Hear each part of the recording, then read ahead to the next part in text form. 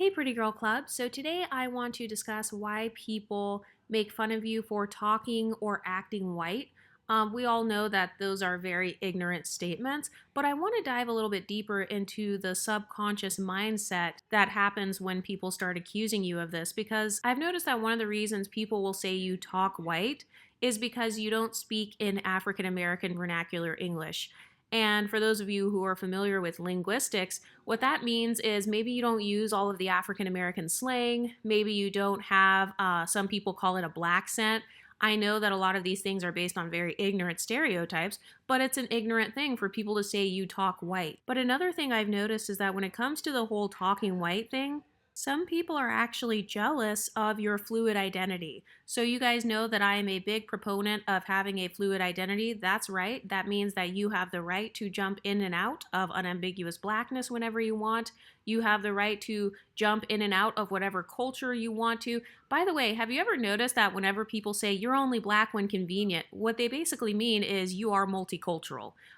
Jumping in and out of blackness, what examples do they have whenever they say you're jumping in and out of blackness? All they mean is you are participating in black culture. Maybe you're listening to the music. Maybe you're a celebrity who sings that kind of music. Maybe you date men from that culture. But all that really means is that you are multicultural. I mean, I can make the same argument about the divestors. You're jumping in and out of white culture, right?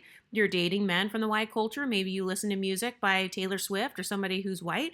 Maybe you watch a lot of TV or you use slang that is often associated with white culture. So don't ever allow anyone to make you feel guilty for utilizing your fluid identity to your advantage. Everyone has the right to use whatever privileges they have so that they can get ahead. And so this is why I could care less if somebody says I'm acting white or if someone says I'm talking white, because all they're saying is that I am multicultural and that a part of my multiculturalism is white culture, which I have no problem with. You know, that's a part of my background. That's a part of how I grew up. And so most of the time, people who say stuff like that, generally speaking, they tend to be racist against white people. And so let's say you are mixed and you have white in your heritage, maybe you're biracial or something.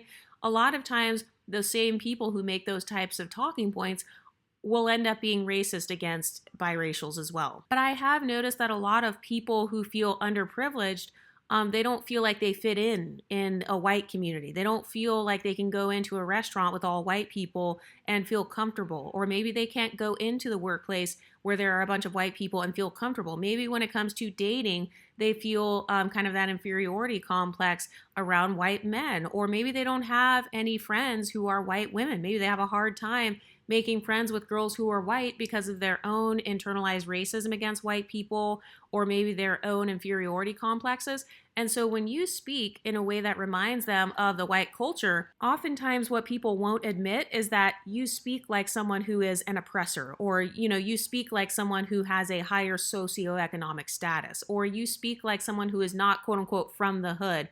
And like I said, I know that a lot of these are based on stereotypes, but I do believe that sometimes people say stuff like that partially due to jealousy, because I've noticed a pattern where whenever people say you talk white or you act white, they tend to later on stereotype you as being stuck up, or they stereotype you as being bougie. And so to be honest, I actually do not take this as an insult anymore, because I would rather be stereotyped as being bougie or stuck up or thinking I'm cute or thinking I'm better, rather than being stereotyped as being a victim or being at the bottom, being at the bottom of the barrel. So that's one thing I've noticed. Another thing that I've noticed is that whenever people say you talk white or act white, sometimes they say it as a humbling tactic. They want you to try to act more quote unquote black, or they want you to talk more like a quote unquote black person so that they don't feel isolated. Because another thing I've noticed when it comes to people who have inferiority complexes is if you are in the black community and let's say you want to be upwardly mobile,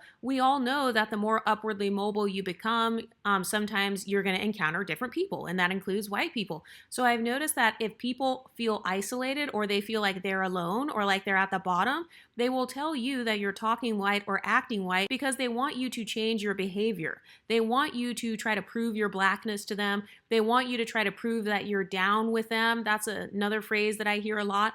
A lot of people, they want to try to manipulate you into proving you're down to earth. They want to manipulate you into talking like them or acting like them so that they don't feel like such a degenerate or so that they don't feel like a loser. Because that's another thing I've noticed as well. Oftentimes, people who kind of sound like they're uneducated or they feel like they sound uneducated, if you are very articulate, they will accuse you of literally being white. Do you know how many people, it's mainly unambiguous black women and men, they've accused me so many times of being white.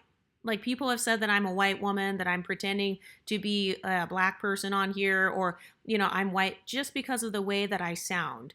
And what they are really admitting is that deep down inside, they feel like white people are more articulate. And so if I'm a person of color who articulates myself well, if I sound like I'm educated, or if I have some sort of regional accent, whether it's a Midwestern accent, some sort of quote unquote Valley Girl accent, West Coast accent, surfer accent, beachy sounding voice, whatever you want to call it, then suddenly, oh, this means you are talking white or acting white.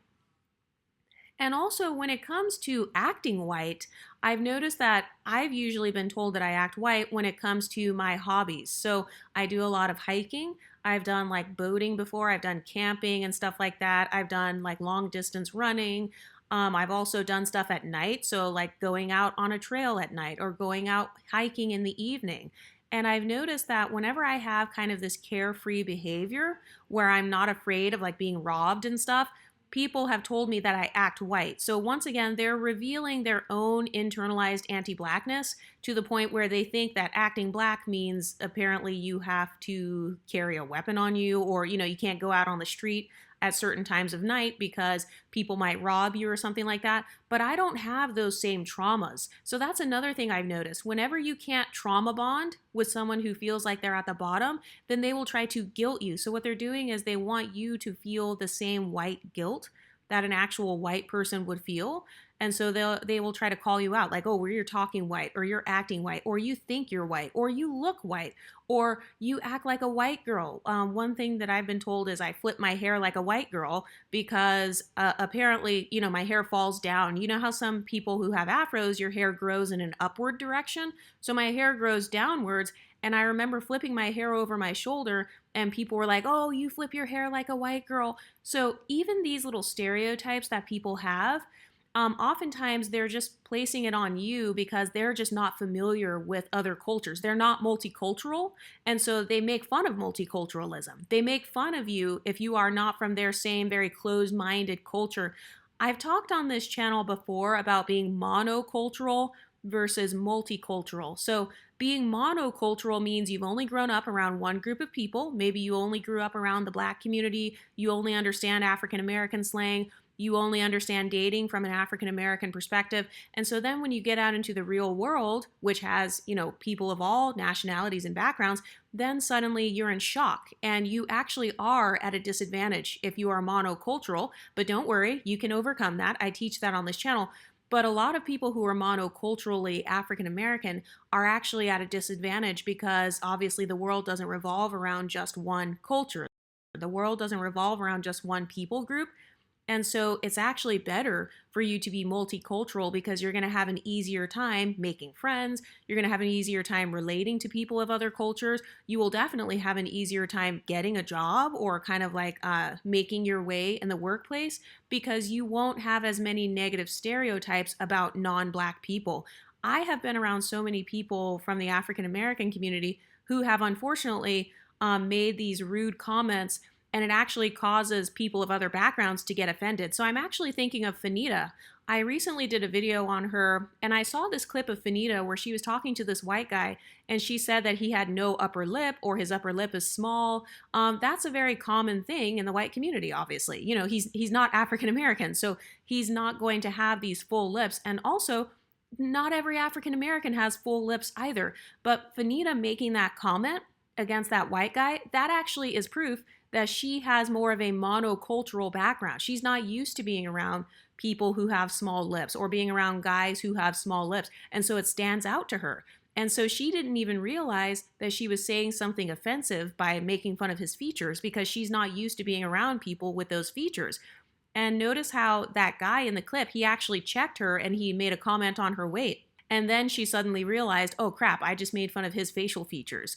And that's something that I've noticed in monocultural communities. It's this culture of dishing it out, but not being able to take it back. And that personality type comes from being in an environment where everybody has kind of this groupthink mindset. So it's okay to make fun of small lips, or maybe it's okay to make fun of people, quote unquote, talking white or acting white, because you're in an environment where there are no white people who will check you or who will say, hey, that's racist, hey, that's rude. So because you're not in that environment, once you get out of that environment into the real world, and you actually encounter people from all of these different cultures, then suddenly you get this reality check. Some people call it an N-word wake-up call. I don't necessarily call it that, because I don't think that people checking you or people getting offended, I don't necessarily think it's because you're black. I think that oftentimes monocultural people, they make more social mistakes. So for example, saying comments such as, don't compliment Indians because they're colorists, well, that shows me that you are monocultural and you obviously have not been around a lot of Indians, because anybody who knows any Indians in real life would know that not all of them are automatically colorists. So what people are doing is they're taking what they see in the media about Indians and about colorism and all that, and they're literally stereotyping billions of people based off of not having an actual real life interaction with that group of people. So that's another sign of being monocultural. So this whole phrase, like you're talking white, you're acting white, this comes from people who are only around non-white people. You know, usually these comments come from people who are only around the black community, and that's it. And by the way, there's nothing wrong with you if you only want to be around the black community, but obviously there are disadvantages that come with only being around one community. I would rather social climb amongst many different places. I like having a fluid identity, so I don't really care if I don't have a quote unquote black accent. So I don't really care about keeping up with all of the slang within certain communities. I would rather just be who I am. I mean, I can't help where I was born or the way that I speak. I mean, I can change the way that I speak, but I'm not willing to do that just so I can fit in with some people who made fun of my accent in the first place, or they made fun of my hobbies in the first place. A lot of times when people say these phrases, you act white, what they really mean is your hobbies are different than a stereotypical black person. So for example, let's say you don't twerk or you don't smoke weed. Maybe you don't drink. Maybe you don't sleep around or go clubbing or something.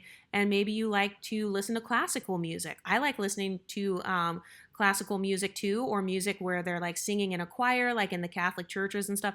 I like listening to that type of music. And I've heard people say that, oh, this is like white people music.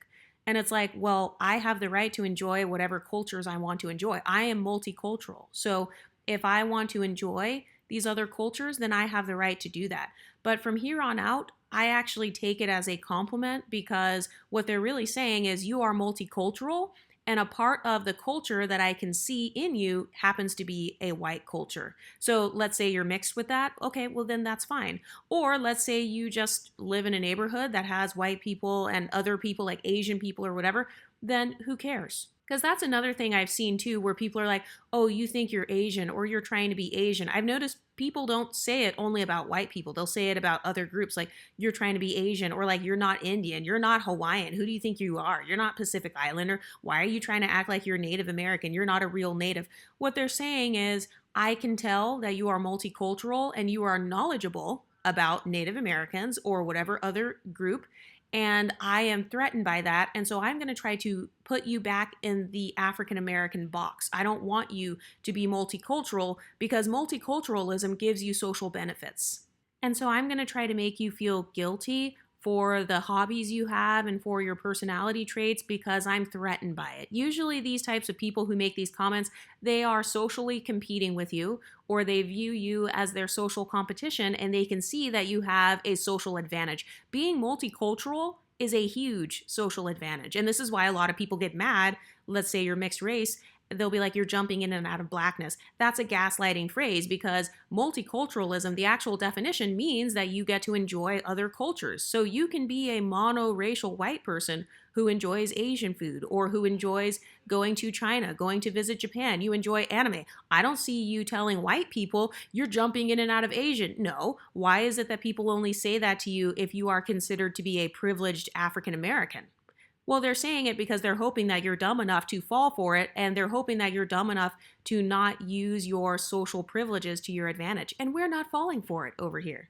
But a lot of times when people are saying that you're talking white or you're acting white or you're trying to look white, usually they're saying this out of jealousy because deep down inside, there are a lot of people in the Black community who wish they could fit in better with people from other cultures. I mean, we know that by the entire divestment movement. We know that by looking at the passport bro movement. We know that by looking at Hollywood and looking at NBA players or rich Black women and who they tend to date once they become wealthy. And so I actually believe that a lot of African Americans who make these types of comments secretly wish that they could fit in with other cultures, or they wish that they were confident enough to defy negative stereotypes about Black people, but because they're not confident enough to walk in their truth or to, try to do some new hobbies or whatever, they're too scared that people will think they're acting white if they go hiking or something. So just because they're insecure, they will try to make you feel insecure. And usually this is out of jealousy. Because deep down inside, if they could easily fit in and be charming and fit in with other cultures and communities, then they would do that. And so because they can't and they see you doing it, and maybe you're really charming, maybe you're really cute and funny and flirty, or you're really good at making friends regardless of their race. Maybe you're just one of those people that is very lovable. People of all different colors, they love being around you. I've noticed that this can cause people with inferiority complexes to feel very triggered or to feel very much like a loser or like an outsider.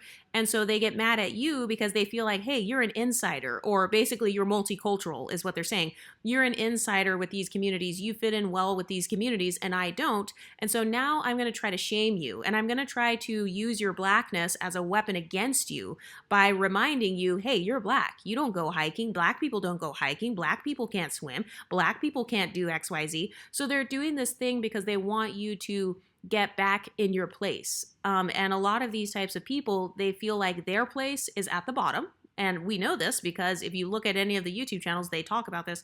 And a lot of these people who make these ignorant comments, they tend to have an obsession with being real or being authentic. Like, oh, I keep it 100. I keep it real. This is my hood. I'm from the hood. I'm not going to betray my hood. This is my block. Or they have this mindset of repping their block or repping their hood or repping their heritage. And I don't feel an obligation to constantly represent my heritage because I feel like, first of all, I look like my heritage, so it's not a big deal. But I've noticed that some people, they have the weight of the world on their shoulders, and they feel like everywhere they go, they have to be a representative for the entire Black diaspora. They have to be a representative for the entire Black community. So if you don't do that because you're multicultural and you don't care, you're just living the soft life, you're being silly, you're being goofy, you're doing what you want, then these types of people, they get mad because they feel like, wait a minute, you're supposed to be a social justice warrior like me. And sometimes they will even guilt you and say that you are assimilating. They'll try to say like, oh, you're trying to fit in, or you're trying to assimilate, or they may say something like, you're a sellout. You sold out your people so that you could become wealthy. And once again, these are all jealous talking points because the same people who call you a sellout, if they had the opportunity to have $50 million, or if they won the lottery, which was created by, white people, or it's ran by white people, if they won the lottery, or if they got a deal worth millions of dollars, they're not going to say, oh, I'm not going to take these millions because I have to represent my hood, so I'm not going to take this money. No.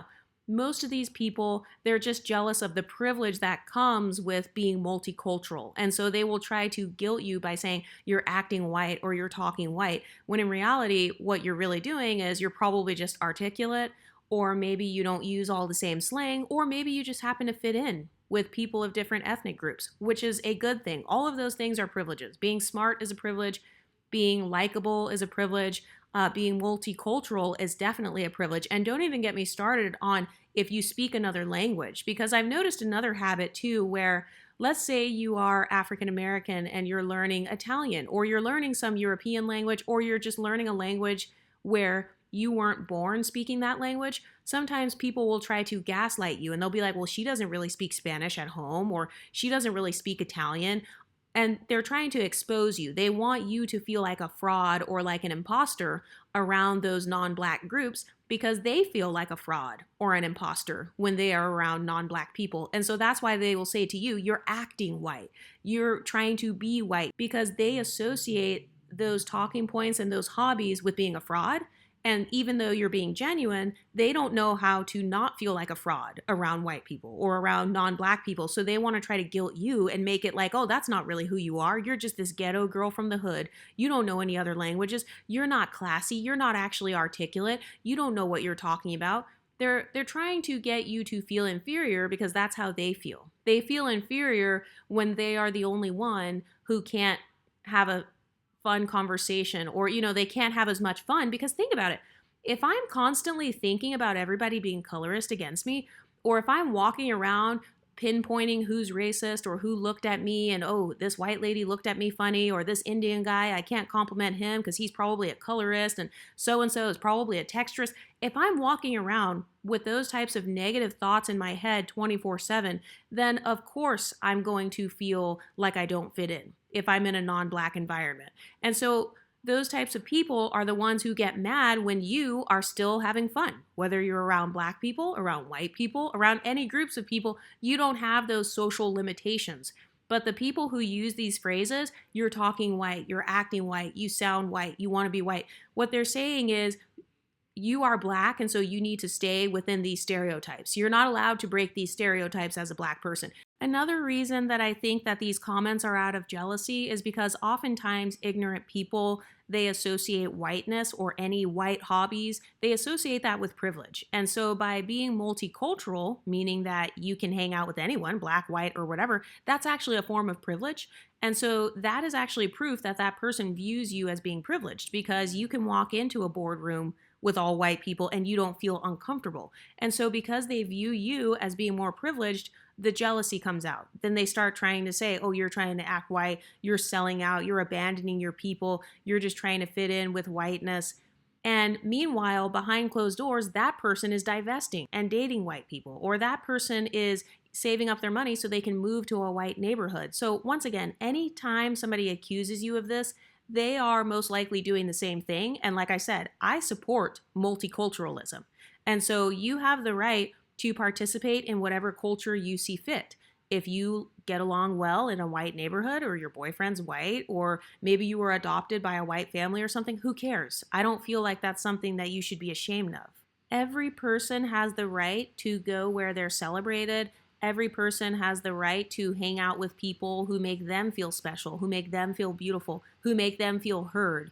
And oftentimes, if people don't have that for themselves, or if they wouldn't fit in around white people or something like that, or they feel inferior, or they automatically assume that everyone white is racist, then yeah, of course they're going to have a problem with you speaking a certain way or just breaking stereotypes, because that's really what this is. You are breaking the stereotypes that they have about Blackness and whiteness, and so they don't know how to react because they are monocultural. They're not multicultural like you, and so they don't know what it's like to be around a person who's Black who goes hiking. They've never been around a person who is African American, who is super articulate or educated, because maybe they've been around a bunch of uneducated people. Maybe they've been around people who have these really strong regional accents. And so if you don't have that, then suddenly, oh, you must be acting white. But what do you ladies think? Have you ever been told you're acting white, or that you talk white? Let me know in the comment section, and I'll talk to you next time. Stay pretty, ladies.